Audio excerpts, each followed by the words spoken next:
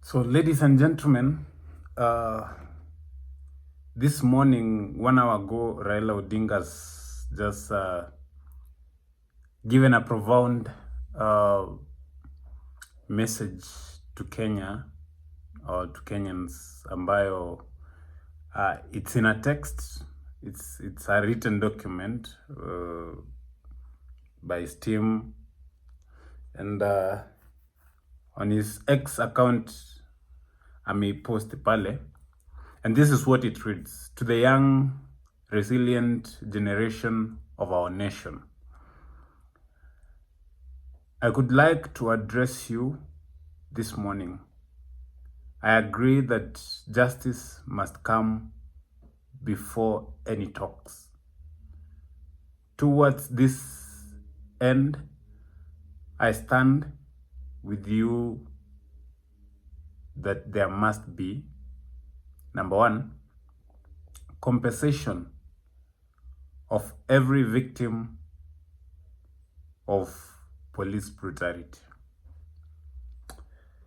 Baba says that lazima wale watu ambao waliweza kuumizwa, waliweza kuuawa, compensation ifanywe kwa familia to the police brutality.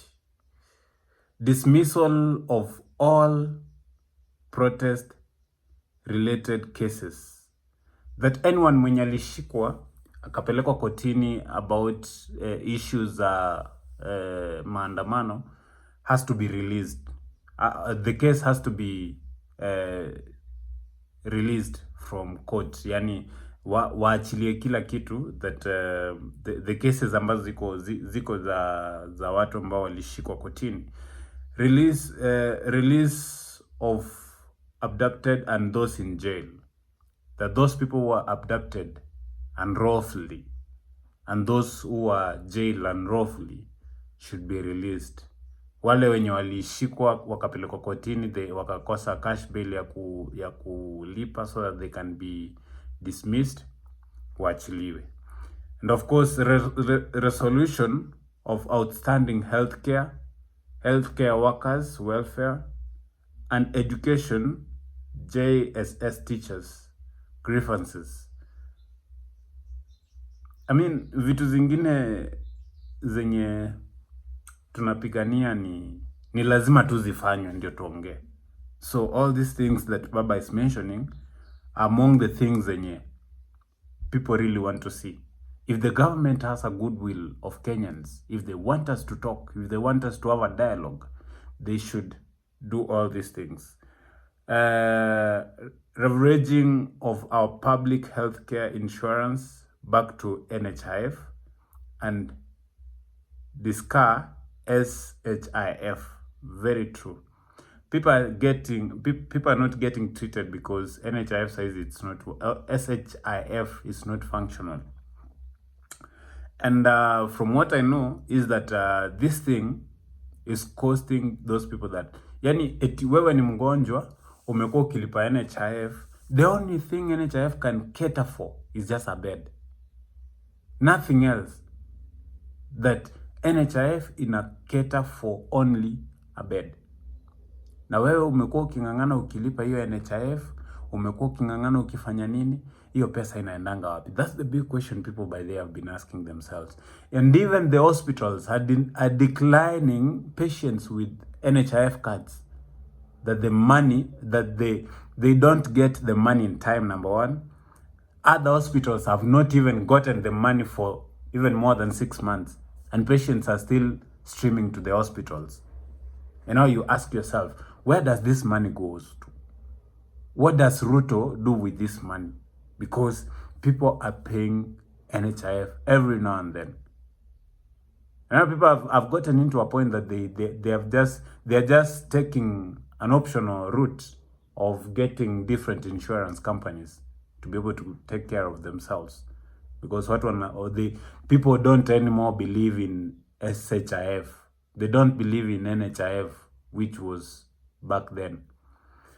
Anyway, again, Baba amesema a prosecution of all security sector as a prosecution of all security sector preparatories who have facilitated a trade and peaceful demonstration. Okay. Yani anataka those people that were those policemen wenye waliua watu, wenye washaishoot watu na hizi ma rubber bullets na nini, because they are known, they should be brought to account of what they did. Like wasiachiliwe tu. By now unajua we've seen, kwanza kuna ile polisi ambaye amekuwa akishoot watu aimlessly without anything. Like muliona the other day the video that was trending, the guy just took the tear gas gun and he shot direct to the media personnel. Another practical example is the Nakuru one. A journalist was shot direct. And then you say that we have a country that tuko wapi. And now once all this are done, now Baba is saying that we can have a discussion, a dialogue on issues. Number one, good governance, skyrocketing of cost of living, eradicating tribalism, fighting corruption, debate and financial fiscal management. But my question is, one thing that the government of William Ruto has killed, totally killed, is the sector of education. Now my worry is that we will have so much unlearned people in the next 5 years. We will have so much uneducated in the next 5 years. Watu wanafika form 4 and they drop out of school. Watu wanafika, hata wengine wanafika high school. Nowadays, for me, for example, let me say I'm a firstborn in my family. I graduated with a first class honor. I've stayed out of home, out of school, out of work for more than 5 years. I don't have any job to do. And I have siblings that I need to motivate and tell them that education is key. Education is everything. Now, where do I start to motivate my brothers and sisters at home if I graduated 5 years down the line with a first class honor and I don't have a job? How do you explain that to someone that you need to motivate?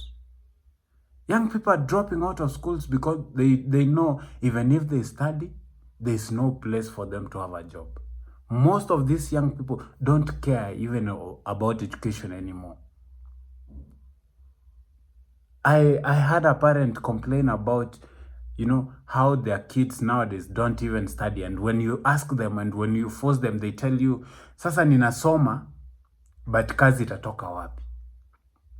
Ninasoma ndio nitoe wapi kazi? That is where we've gotten with our young brothers and sisters. Education for university students should get back to where it used to be. Siku hizi vijana wanainama shule. Siku hizi vijana hawana anything to count on. Siku hizi vijana, they don't, others, saizi the help imekatwa tunusu. So that means if per year 1 million students used to get that help, wanapata 500,000. Hao 500,000 wengine wanaenda wapi? Where are they going to get money from? Mashamba saizi hakuna za kuuza. Saizi climate doesn't favor even the animals wenye walikuwa wanalewa kitambo wanauzwa. Agriculture sector umeua, mumekuwa mkipatia watu fake fertilizers. And now we want to say that we have a government that is going to, if we can't sell agriculture products to take ourselves to school, ama to take our brothers and sisters to school, ama to take our children to school, then where are we going to get this school fees from? because employment hakuna. Saizi watu wa kazi, companies are moving out of Kenya. So our parents are out of, wengine wamesimamishwa makazi. Now, you want to give me, you want to tell me that that's the Kenya that we need? Brothers and sisters who are watching this video, it's high time that we don't have this kind of conversations until the education sector is worked on, until the SHF is scrubbed on back to NHIF, until the housing levy is thrown away. Saizi tunaongezewa marent, watu wanaongezewa marent because of the housing levy and many other things. You don't have to force Kenyans. You don't have to force people on the housing levy. And that thing needs to be scrubbed away. So for those who are watching this, and for me to remind you why on Tuesday you need to get to the streets, just watch the pace. Just know why you need to get to the streets. Medical, iko vibaya sana. Education, iko vibaya sana. A country with illiterate people is not a country. Housing levy, iko vibaya sana. Mambo ya transport sector, iko vibaya sana. On Tuesday, you need to get out of your house. But in the meantime, this week ni kuoccupy kila mahali. Thank you so much for watching. My good name is Daniel Nsari Nyagaka. Until next time, keep subscribing. Peace.